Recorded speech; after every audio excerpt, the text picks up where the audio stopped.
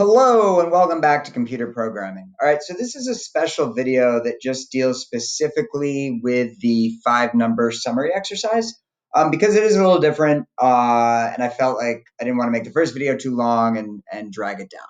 So number 4 on the lab says, do you remember the 5-number summary from algebra? It's the minimum, quartile 1, the median, quartile 3, and the maximum.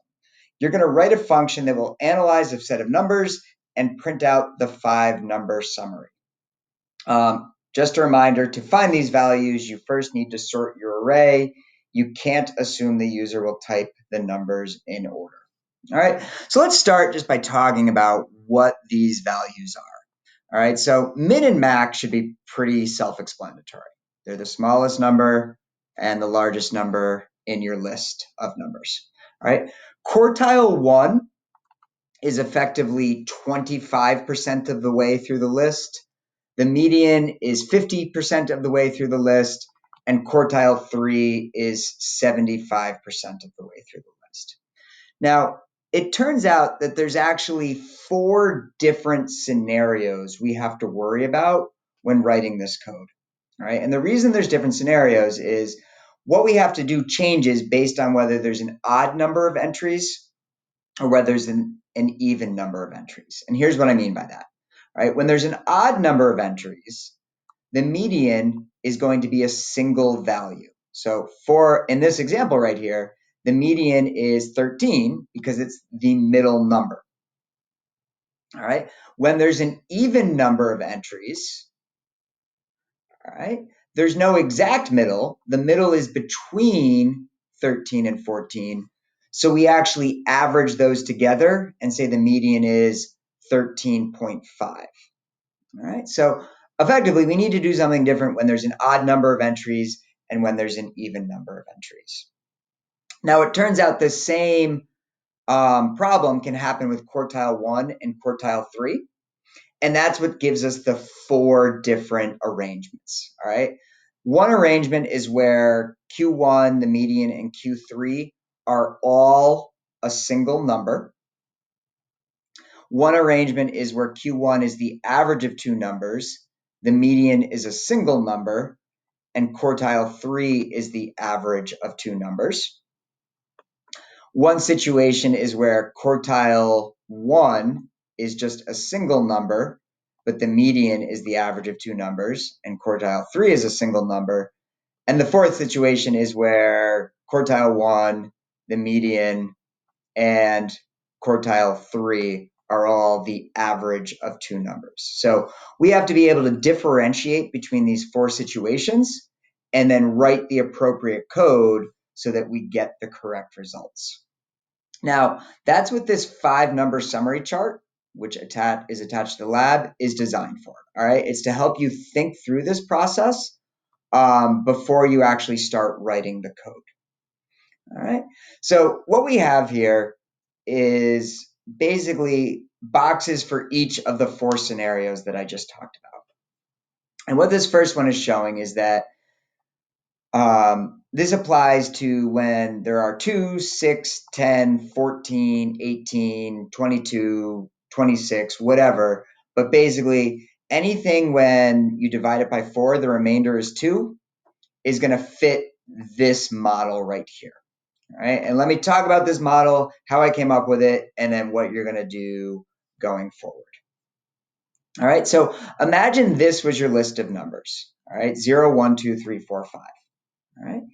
In this scenario, the middle number would be 2.5. All right. It would be halfway between 2 and 3.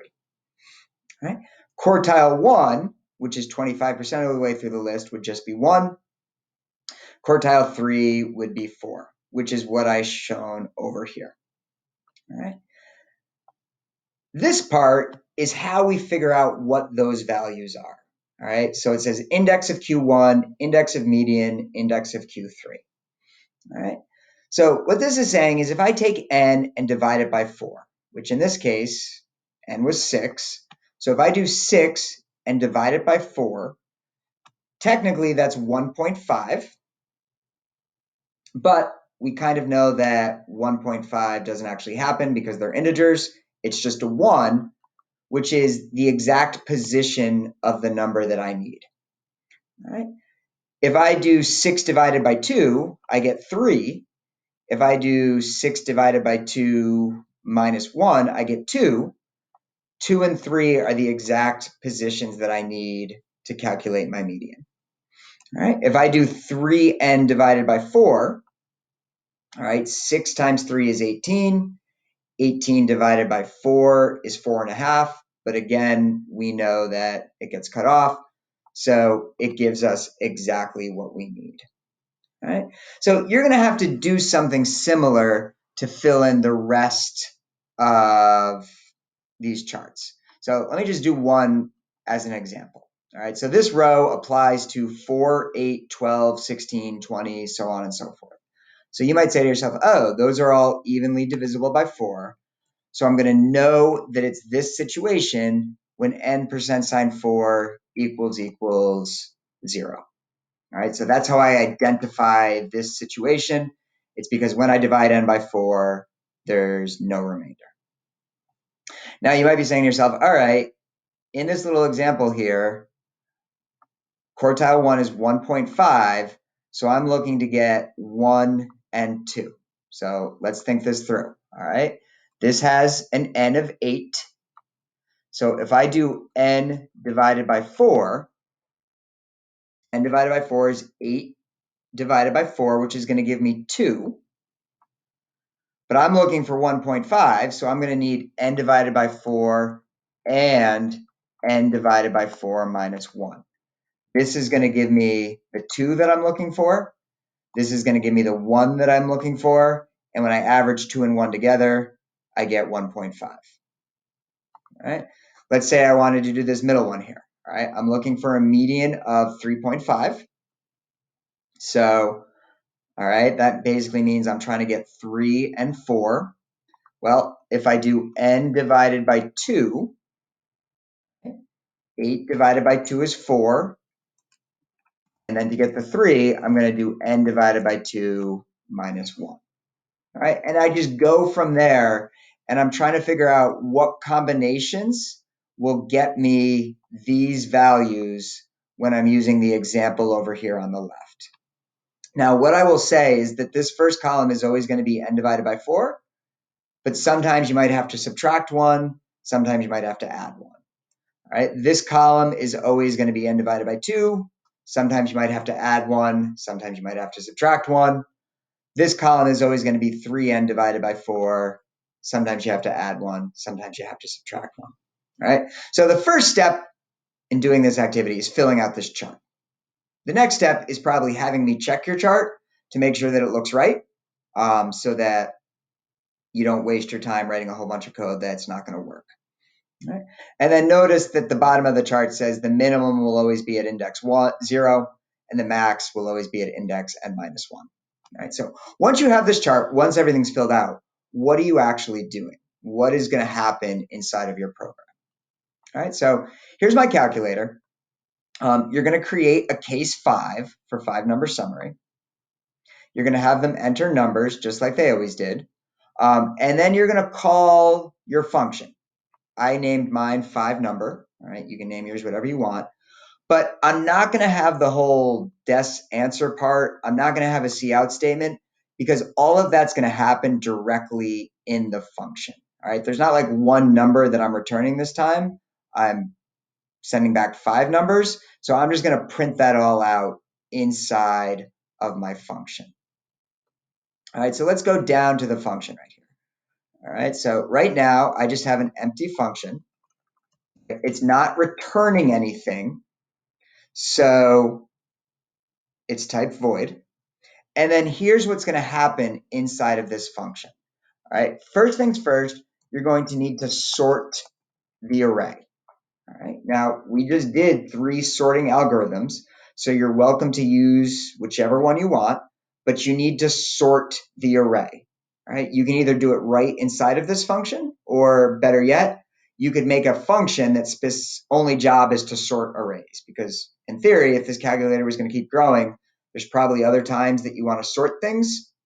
So it makes more sense to put the sort in a separate function, but I'm not requiring it. You can just sort the array right inside of here. So that's step one. All right. Once the array is sorted, you're going to start printing things out. So for example, you might say cout min, and we know that the min is always at element 0. So we could say cout calc array of 0, and that's going to be the smallest number in the list. I could do the same thing for my max. I could go cout max space calc array of n minus 1. That's always going to be the last element in the array. All right, why is it n minus 1? Again, because array indexes start at 0. So if you have 10 elements, they are 0 to 9. Now, in between here is where you use your chart. All right, so this is basically going to be a big if, else, if statement. And you're going to say if, and then if we go back to the chart here, the first identifier is n percent sign 4 equals 2. So I can say if n percent sign 4 equals 2. And then it's effectively going to be a few different cout statements. I'm going to cout Q1. And when I'm seeing out Q1, the chart tells me what I'm printing out. I'm going to print out the number at n divided by 4, which means I'm writing calc array of n divided by 4. Right? That part of the chart is the index that goes into my array to print out quartile 1. Right? When I'm printing out the median, it's a little trickier, right? Because the median is actually the average of those two numbers, right? It's the average of n divided by 2 and n divided by 2 minus 1, and not literally the average of these, but the average of the numbers at those locations. So I'm going to cout calc array of n divided by 2 plus calc array of n divided by 2 minus 1. And then I'm going to divide that by 2. So what I'm doing is I'm adding the first one to the second one, and I'm dividing by 2, aka I'm taking an average. All right, so I forgot my end L there. So when it's a single index, I can just print it out directly. When it's two indexes, I have to average those numbers together. So this is retrieving the first number. This is retrieving the second number. And then this is just dividing those by 2 to calculate the average. All right, and then Q3 is back to just a single one. So it would just be cout Q3 calc array of 3 times n divided by 4. Okay. And then you continue on from there using the chart that you filled out. Again, the chart basically tells you, once you fill it out, where Q1 is located, where the median is located, where Q3 is located. That's what you're figuring out in these boxes. You're not figuring out Q1, you're not figuring out the median, you're not figuring out Q3, you're figuring out the location of those numbers.